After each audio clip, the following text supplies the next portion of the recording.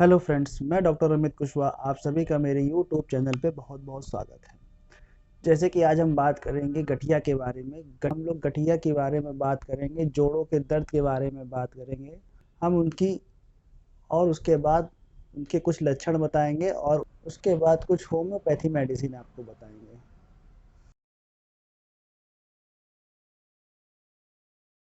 आइए स्टार्ट करते हैं। गठिया गठिया क्या होता है? आपने देखा होगा कि आपकी हड्डियों में, जोड़ों में पेन रहता है या बहुत लंबे समय तक पेन रहता है।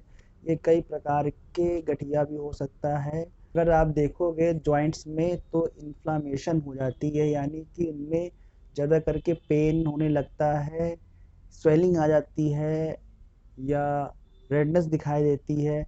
कभी कभी क्या होता है कि इनमें जॉइंट्स में या हड्डी के ज़्यादा करके अगर आपने देखा होगा कि इसमें जो घुटने में दर्द होना, यानी पैरों में दर्द होना, आपके कमर में दर्द होना, कूल्हे में दर्द होना, तो ये गठिया के लक्षण हो सकते हैं।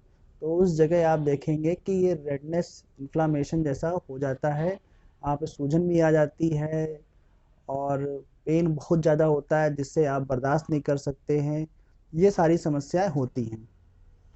जैसे कि देखा गया है कि जिनका पेन होता है बहुत ज़्यादा, तो वो कभी कभी उनका जो लाइफ स्टाइल होता है वो अच्छा नहीं होता है, खाने पीने का लाइफ स्टाइल अच्छा नहीं होता है। कभी कभी मोटापे की वजह से भी ऐसा हो जाता है। ये भी एक कारण हो सकता है। गठिया में या जोड़ों में दर्द जो हो रहे होंगे वो इतना भयंकर दर्द होता है कि जैसे आप उसको असहनीय दर्द होता है, इस प्रकार का दर्द होता है। तो गठिए में होम्योपैथी में आप 3-4 मेडिसिन मैं आपको बताऊंगा, तो आप उससे ले सकते हैं, उसके बारे में पढ़ेंगे और धीमे धीमे आप उसके बारे में जान लेंगे और बहुत ही अच्छा काम करती हैं। गठिया के जोड़ों में पेन होना या कहीं पे स्वेलिंग होना, पेन होना, रेडनेस दिखना, ये सारी चीज़ें आप दिखती हैं। आप देखेंगे कि ऑस्टियोआर्थराइटिस के जो पेशेंट हैं उनमें भी बहुत समस्या होती है। भी ये गठिया का एक प्रकार है जिसमें देखा गया है कि हड्डियों में कार्टिलेज घिस जाने की वजह से इसमें उंगलियों में और घुटनों में, कूल्हे में इसमें दर्द बना रहता है। जब हड्डियां आपस में रगड़ती हैं तो उसमें सूजन आ जाती है, उनमें पेन स्टार्ट हो जाता है, अकड़न होने लगती है, हिलने डुलने में दिक्कत होती है, इतना आसानी है पेन होने लगता है। कुछ इस तरह की परेशानियां होती हैं ऑस्टियो अर्थराइटिस में। इसी का दूसरा एक प्रकार है जैसे कि रूमेटाइड अर्थराइटिस। रूमेटाइड भी अर्थराइटिस में आप देखेंगे जो हड्डियों के आसपास ऊतक है उनमें सूजन आ जाती है, उनमें समस्या हो जाती है, जॉइंटों में समस्या हो जाती है, इतना पेन होता है उसमें।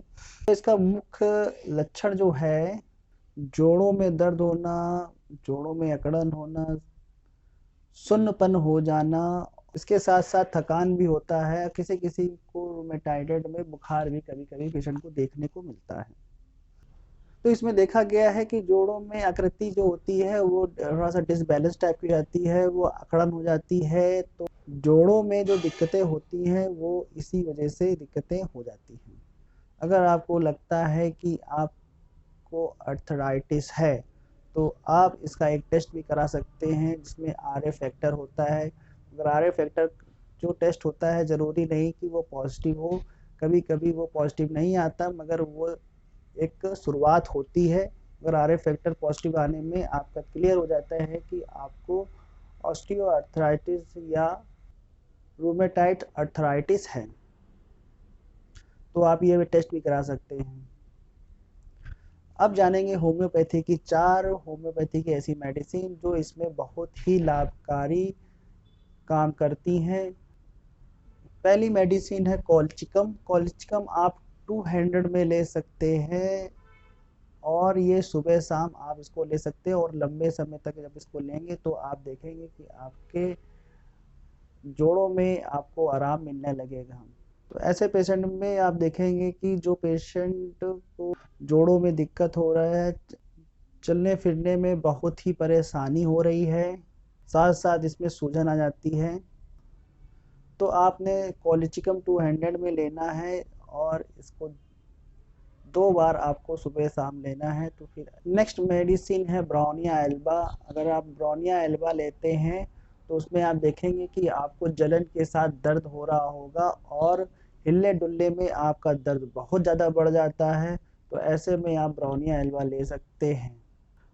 ब्रोनिया एल्बा 200 में या 1 एम में ले सकते हैं। 1 एम में अगर आप लेंगे तो आपको हफ्ते में 1 बार लेनी है, और अगर 200 में लेंगे तो आपको सुबह शाम 2-2 बूंद 10 डोज में डालना है, और इसको लंबे समय तक आप ले सकते हैं। दूसरी दवा है अर्निका मोंटाना। अर्निका मोंटाना भी आप इसको क्यू में ले सकते हैं या 200 में ले सकते हैं। इसमें भी आपको चलने फिरने में दर्द हो रहा हो या किसी भी प्रकार का जोड़ों में दर्द हो रहा हो तो इस मेडिसिन को आप लंबे समय तक ले सकते हैं। ये दवा बहुत ही अच्छा कार्य करती है। चौथी मेडिसिन है कास्टिकम। कास्टिकम भी बहुत अच्छी मेडिसिन है। इसे भी आप 200 में सुबह शाम ले सकते हैं, और अगर आपको बहुत ज़्यादा दर्द है तो आप कास्टिकम ले सकते हैं। जैसे कि मैंने बताया कि होम्योपैथी में 4 मेडिसिन आप ले सकते हैं। ये बहुत ही गुणकारी मेडिसिन है, लगभग ये सभी जगह मिल जाती है, मगर इसमें यूज़ करने से पहले अपने नज़दीकी डॉक्टर से एक बार ज़रूर मिलें और उनसे बात करके ही होम्योपैथी की ये दवा लें।